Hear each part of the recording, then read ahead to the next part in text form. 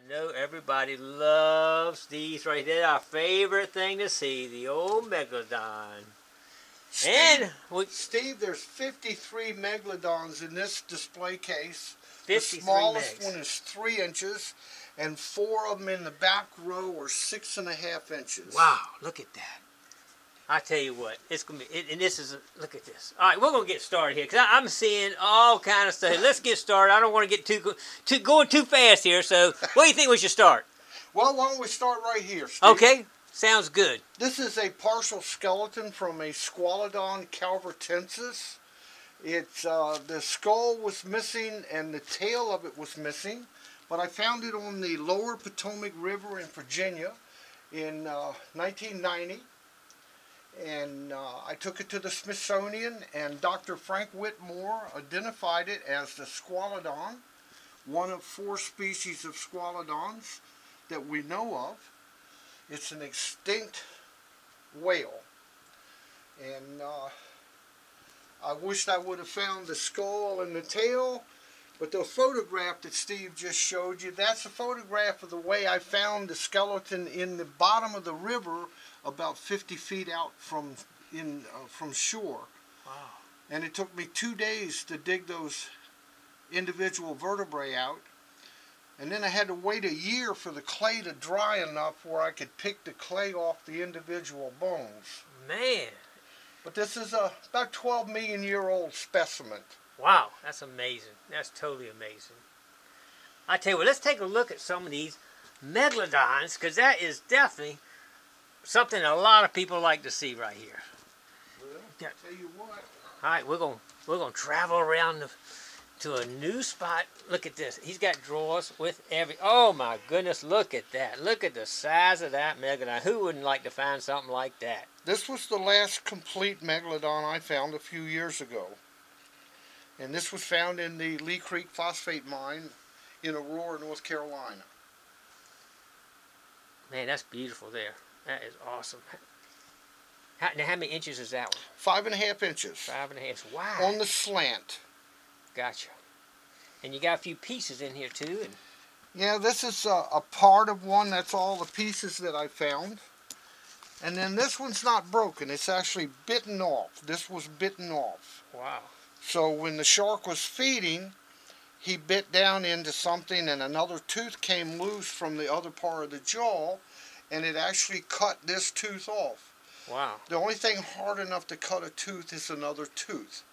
And sharks will lose their teeth as they're biting down, and when they swallow the prey, they could swallow that tooth also.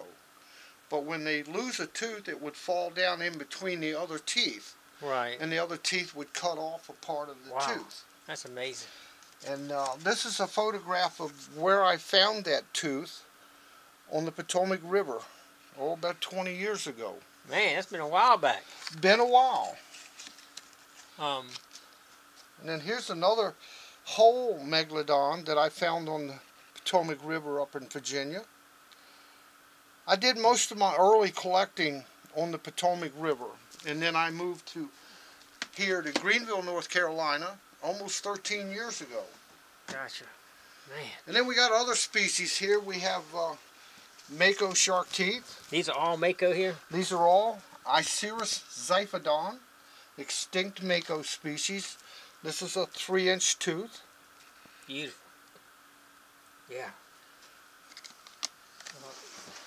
And then we have other species over here.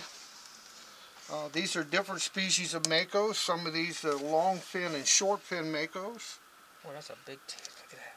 You hate him to bite down in you, wouldn't you? Oh. Oh my God, that would hurt. That wouldn't feel good at all. You wouldn't feel it very long. That's the good thing about the big sharks. It would be over fairly quick. Now, I see you got all these are saying shark. Is every one of these filled full of shark's teeth? Yes, all these drawers here are full of shark's teeth. So if we start at the bottom here, let's see.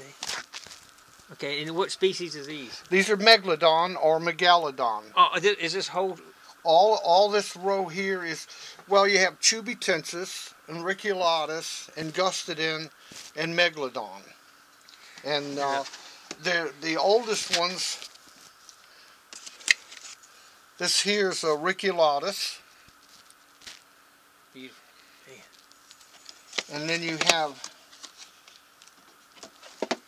There's even more in the drawers. Can y'all believe that? It's just everywhere. And then this is called Chesapeake or Angusted in. It's a lot thinner this way than the Megalodon is, and it has a side cuff split on both sides of the tooth. This is an upper tooth, and I believe this is an upper lateral, and it might be the last lateral on the upper left of the jaw. And you can tell the position by the shape of the tooth.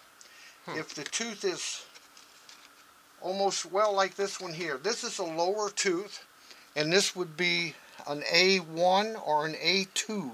That's anterior first or second position. You can even tell exactly where the tooth was in the shark's mouth. Right, based on the curvature of the tooth, because the teeth have a tendency to curve towards the back of the jaw. So the center teeth are almost straight or shaped A-shape. And as they go back, they have a tendency to curve. Now, Gotcha. if you took the teeth from this side of the jaw and flipped it over against the other side, they would be perfect. Gotcha. Identical to each other. And then you would flip it around and they would curve the opposite direction.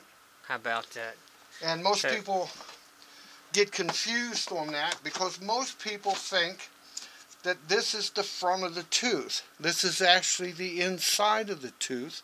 The flat side is the front side. Really? I thought that too myself. Well, That's the teeth front. sit like this in the jaw. It's just like that right there. See, the flat side's on the front. Right. I thought this was the front, yeah. And they function by biting down. Right. With it being flat, it doesn't push the prey away. How about that? And with it being curved like this, it pushes the bitten portion inward. How about And that? upper teeth curve outward, lower teeth curve inward. So when they close the jaw, the teeth don't hit on each other like that. They actually pass each other. Gotcha. Because sharks have overbite. How about that? Learn something new all the time, I'm telling you. Man, and every one of these is more shark teeth all the way up. And there's 2 layers in each one of these drawers? Yeah, but not all layers are full. I got you. I've got room to keep collecting a I got you. You're going to hit them out tomorrow, right? Going out tomorrow. Going out tomorrow to collect some more. I hear you. Man, that's amazing. That's just amazing.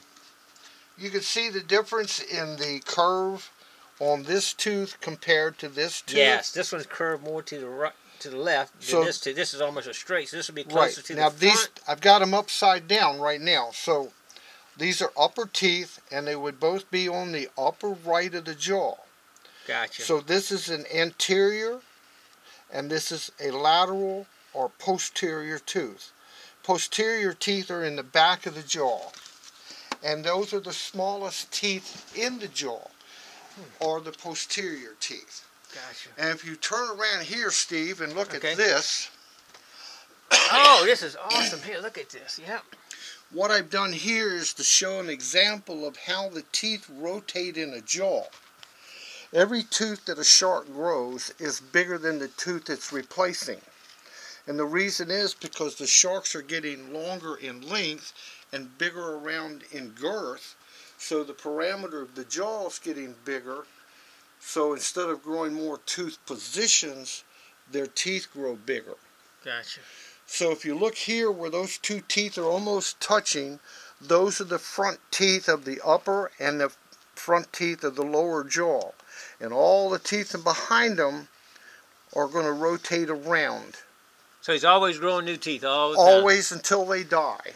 They always got that rotation of the teeth. Like they'll fall off and a new one comes up. Right. They keep rotating forward, and they'll reach a point where they'll actually fall off the jaw How about it? when they're feeding, or they'll just fall out naturally. And these are Megalodons here, right? These are Megalodon, and then the ones next to it are Makos. Treasurecize, and then this is changed now. I've got to redo the label, but that's another Mako, an extinct Mako. And then you have the top teeth are the Notorhynchus, the cow shark. Below it is the Hemipristis, which is called the snaggletooth shark. And then you have the dusky shark beside that. And then above that you have sand tiger shark. Is that one still living today then, right? Yeah, there's several species of sand sharks sharks that are still living today.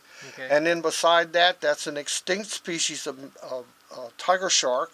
And then the bottom one there, that is the modern tiger shark that dates back millions of years. Gotcha, man. But it's the current species of tiger shark. Now, what you got here now? This is Well, these are 3 associated dentitions. An associated dentition means a set of teeth from the same one individual. So all of those teeth came from the same one shark. All of those teeth came from another one shark, and all of those came from another shark. And that's a species called Otodus obliquus. Those are from Morocco. Now, you found 99% of everything in this museum. In here, I personally collected 99%. This is probably one thing. Hey, this is one of the few items that I bought. Very few items, yep. And the reason I purchased these was to show how the set of teeth in the front case up there was when I discovered them. Okay. Well, let's check them out. Let's see what you Okay, got there. Let's go look at that. Since you brought it up, we'll check it out. Look at all these teeth, too. Oh, my goodness. Well, this is a set of teeth from a shark called Paratodus bonedini, and that is a duplicate, a copy, or a cast of 114 teeth, all from one shark. And then if you look in the bottom center of the display, you'll see a tooth laying sideways. That's actually from a different individual of the same species.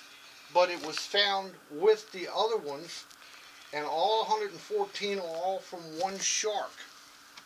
And if you look in the center where the teeth are pointing down and the other teeth below them are pointing up, right? That's the front. Right in the center. Okay. That's the front of the jaw, and then the other teeth are backup teeth to them.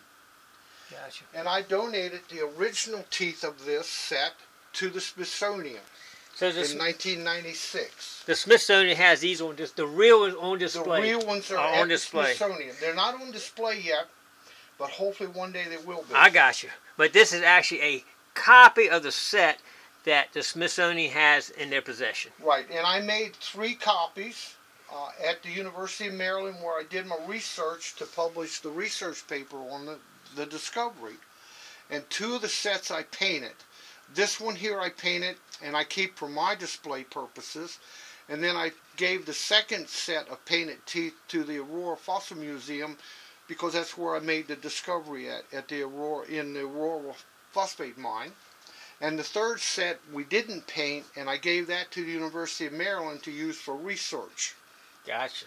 Now I see some more teeth over here. What we got over here? Well, these are called reconstructed or artificial dentitions, and there's 5 different species of sharks. Each one of the 5 sets, those teeth are from the same species, but not the same individual. So these are all from the same species? All from the same species. Well, there's 5 different species. So these are all from the same species of tiger shark, but different individuals of the species. Okay, that's the end of part 2. We've just got so much to go over. Unbelievable, all the stuff he's got. We don't want to stick it into a big, long thing, so we're going to break up into different segments. But that's the end of part 2. We've got lots more coming. So, stay tuned for part 3 coming up. And in the meantime, click the picture of the old man right here so you get notifications when the next part comes up. And check out some of my other videos over here. Alright, thanks for watching the video.